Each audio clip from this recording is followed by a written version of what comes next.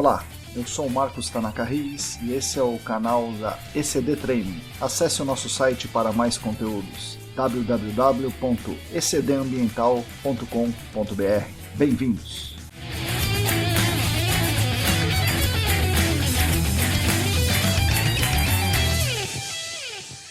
Olá pessoal, vamos para um novo vídeo. Esse é o quinto vídeo da série introdutória sobre gerenciamento de áreas contaminadas. Nesse vídeo nós vamos dar alguns exemplos de responsáveis legais e de áreas que sofreram com alguns processos. Vamos iniciar pelos casos famosos. Eu não vou me detalhar muito com esses casos, porque vocês vão encontrar informações facilmente na internet. Eu vou dar alguns nomes aqui. Por exemplo, o Aterro Mantovani, a gente tratou no último vídeo, está há muitos anos com esse problema ali, com um passivo ambiental muito grande. Até hoje, isso não foi equacionado. E ainda tem muitos passos a serem dados ali para que o Aterro Mantovani seja descontaminado. Um outro caso famoso é o caso do Barão de Mauá. Vocês podem encontrar informações no site da própria CETESB. E esse é um caso trágico, porque houve uma morte decorrente da contaminação. Então o caso do Barão de Mauá é um caso relevante, muito famoso. Um outro caso famoso é o caso da Cidade dos Meninos. É uma fábrica era uma antiga fábrica de HCH, né, o pó de broca, hexaclorociclohexano é o nome correto da substância química que era fabricada lá, com o objetivo de combater o mosquito da malária. A fábrica foi abandonada há muitos anos atrás e ficou um monte de material ali fabricado, né, desse HCH. Se formou uma comunidade no entorno, né? Primeiro um orfanato, a Cidade dos Meninos, depois uma comunidade inteira ali em volta. Para encurtar a história, as ruas ali foram aterradas com HCH e isso causou uma contaminação muito, muito grande. E tem HCH no solo, na água subterrânea, no ar, nos alimentos que as pessoas consomem ali, que plantam ali, e até no leite materno de algumas, né, de algumas mães que foram pesquisadas ali. Então, Cidade dos Meninos é um caso muito grande, muito famoso. Um outro caso importante é o Shopping Center Norte, que em 2011 foi alvo de uma interdição parcial ali, porque representava um perigo justamente de explosividade decorrente da formação de gás metano e acúmulo no subsolo do shopping. Então são casos muito famosos. Mas esse vídeo quer falar também de casos que não são tão famosos. E são umas histórias muito interessantes que pode acontecer com qualquer um de nós. O primeiro exemplo, os nomes são fictícios, é claro. Eu vou dar um exemplo de uma senhora chamada Dona Fátima. E essa Dona Fátima tinha um imóvel e resolveu construir naquele imóvel para alugar. E aí ela construiu e alugou para uma fábrica. Uma fábrica, uma pequena indústria, uma galvanoplastia pequena. A Dona Fátima vivia do aluguel desse imóvel e a indústria ia pagando. E até que a indústria, por motivos econômicos e outros motivos, resolveu deixar de pagar e ela então despejou o inquilino. Despejou para colocar um outro locatário que pagasse o aluguel para ela, pelo menos. Lembrando, essa Dona Fátima é uma senhora, uma pessoa comum. O antigo inquilino foi embora e sumiu. Muito bem. Colocou o imóvel para alugar e uma outra empresa se interessou por isso. Uma indústria de produção de plásticos, né? Uma extrusora de plásticos. Uma empresa que tem baixo risco de contaminação. Muito bem. O dono dessa indústria precisou tirar a licença ambiental. Foi até o órgão ambiental. No caso, ele foi aqui no estado de São Paulo. Ele foi na CETESB para requerer a sua licença.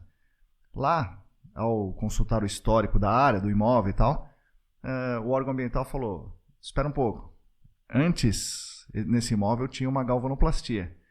Nós vamos dar a licença para você, mas antes você precisa fazer uma avaliação do passivo ambiental. Se existe passivo nessa área que você quer entrar. Então você precisa fazer uma avaliação preliminar e confirmatória. A avaliação preliminar indicou que existia uma possibilidade da área estar contaminada por ser uma galvanoplastia, e então ele procedeu a uma investigação confirmatória. E nessa investigação confirmatória confirmou que a área estava contaminada. E ele resolveu avançar um pouco na investigação, junto com a proprietária, a Dona Fátima, resolveram fazer um detalhamento dessa investigação e constataram que havia uma contaminação severa na área.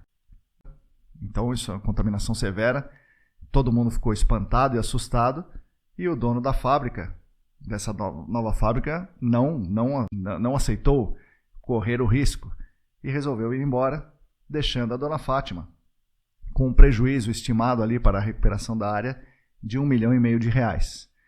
Obviamente, o responsável pela contaminação foi a galvanoplastia, que o responsável contaminador direto sumiu. Então, a pessoa jurídica não foi encontrada, a pessoa física também não. E aí, o próximo da cadeia é o dono do imóvel, que então é a dona Fátima, que ficou sem alugar o terreno, com o prejuízo do aluguel que ela não recebeu, e um passivo ambiental de R$1,5 milhão de reais ali para ela gerenciar. E isso causou muitos transtornos para ela, e ela está, até hoje, ela está tentando resolver esse problema aí. Um outro exemplo parecido é o do senhor Rideu, um senhor já de uma certa idade, e ele tinha um imóvel, e ele colocou o imóvel no nome das suas 3 filhas, para garantir o futuro delas, para ajudar a garantir o futuro delas. Era um senhor trabalhador, e conseguiu juntar dinheiro e conseguiu adquirir o imóvel. E aí, para garantir uma renda, ele alugou, não para uma fábrica, mas para um posto de combustíveis. O aluguel estava acontecendo, o proprietário do posto pagava o aluguel, até que o posto começou a não dar muito lucro. Não dando muito lucro, o dono do posto não tomava todas as medidas necessárias de controle ambiental.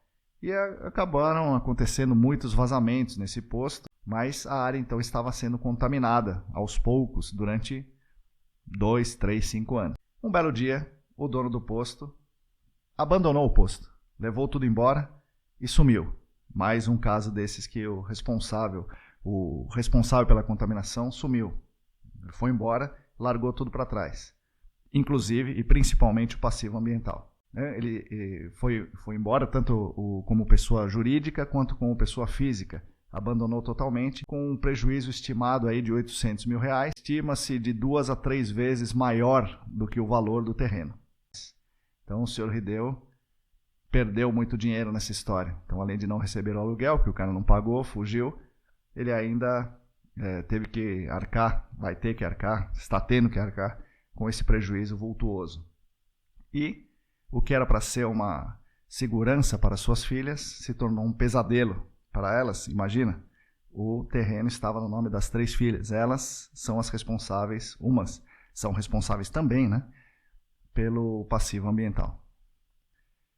Uma indústria na Vila Carioca, uma indústria de médio porte na Vila Carioca, é um caso um pouco diferente, onde eles são os responsáveis pela contaminação, foram eles realmente que contaminaram. A contaminação lá é por PCE, tetracloroeteno. 15 anos de trabalhos de investigação e remediação fizeram com que o risco fosse agravado. As atividades de investigação e remediação aumentaram o risco inicial que tinha na contaminação por tetracloroeteno. Nós vamos entrar em detalhes em outros episódios, mas basta dizer que o tetracloroeteno, por ações de remediação equivocadas, se transformou em cloreto de vinila, a maior massa de cloreto de vinila. Isso promove maior risco tanto para os trabalhadores na indústria quanto fora da indústria. Ocorreram então prejuízos financeiros, administrativos e de imagem severos para essa indústria na Vila Carioca. Ela causou a contaminação, mas quem trabalhou de modo errado na investigação e remediação agravou o problema da indústria. Não só isso, mas acarretou em multas para a indústria. Resumindo, 15 anos e R$10 milhões depois, eles estão com um problema do mesmo tamanho, um pouco maior do que eles tinham no início. Um posto de combustíveis, então não é só a indústria, posto de combustível, no interior do estado de São Paulo, então não é um posto de grande movimento, é um posto numa cidadezinha do interior. Passou também 12 anos fazendo trabalho de investigação e remediação. Gastou R$750 mil. Ao final desses 12 anos, a pluma de contaminação em fase dissolvida ainda não estava delimitada. 12 anos depois, R$750 mil depois. A remediação, fizeram uma remediação emergencial, e essa remediação emergencial causou a migração do contaminante dos estratos superiores do aquífero para estratos inferiores do aquífero, ou seja, agravando muito a contaminação. E vai ser muito mais difícil o gerenciamento desse passivo ambiental nesses estratos mais profundos, e essa migração ocorreu por causa da remediação. Além disso, esse posto, além dos R$750 mil com os estudos, gastou mais R$250 mil em multas aplicadas pelos órgãos ambientais por causa da contaminação da sua área. Qual é a conclusão que nós chegamos ouvindo todos esses casos, esses exemplos malucos? Precisamos ainda aprender muito, todos nós, toda a sociedade. Os responsáveis legais precisam aprender para que não ocorram aqueles problemas de elas serem responsabilizados por uma contaminação que eles não causaram. Mas sendo o dono da área, eles podem vir a ser responsabilizados. E nós, responsáveis técnicos, temos que aprender muito também, porque nós temos uma responsabilidade muito grande em lidar com esses passivos ambientais, e a gente tem que ter o compromisso de remediar esses passivos ambientais, e não podemos, em hipótese alguma, piorar o problema ambiental. Muito obrigado pela atenção. Qualquer dúvida, comentário ou sugestão, aí está o meu e-mail, marcos@ecdambiental.com.br. Assine o nosso canal. Se possível, ative as notificações. Se gostou do vídeo, curta, compartilhe com seus amigos. E na semana que vem teremos um novo vídeo. Obrigado, até!